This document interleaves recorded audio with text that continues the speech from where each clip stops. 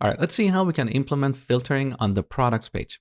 So let's say we want to filter our products by their collection and last update. So back to the product admin class. Here we should set a new attribute called list filter to the list of fields we want to use for filtering. So collection and last update. Now take a look. Good. So I'm going to collapse the left panel. Great. Now look on the right side, we have this beautiful filtering panel where we can select a collection. And now we only see the products in that collection. Very powerful.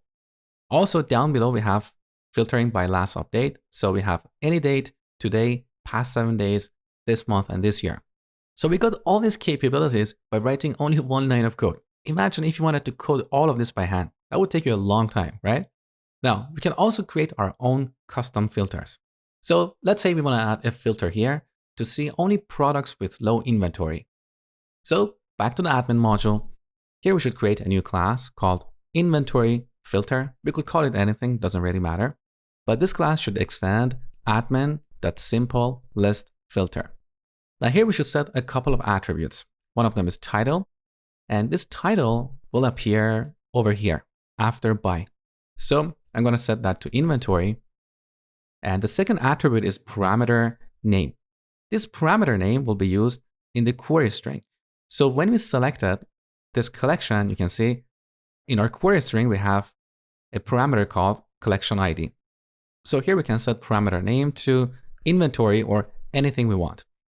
Now, there are two methods we need to implement here. One of them is lookups.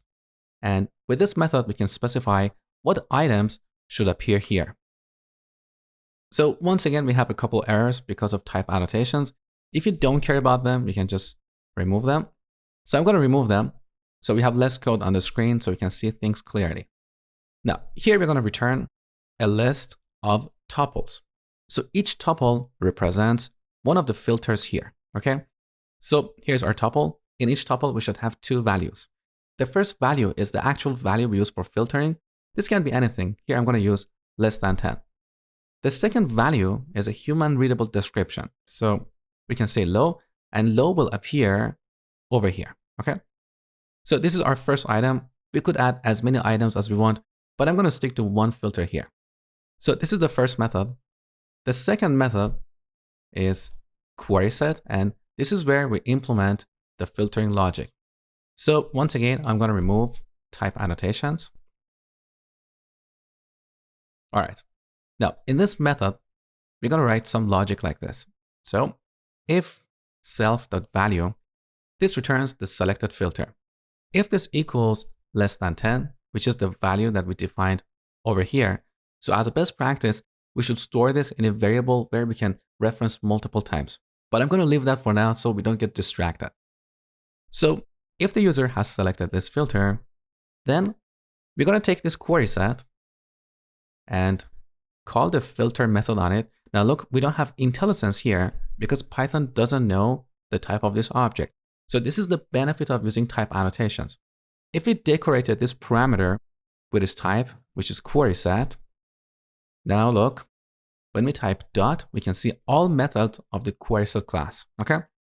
So here we're going to call the filter method and get products with inventory less than 10. And of course, we should return the new query set. So here's our custom filter. Now to use it, we simply type the name of the class in this list.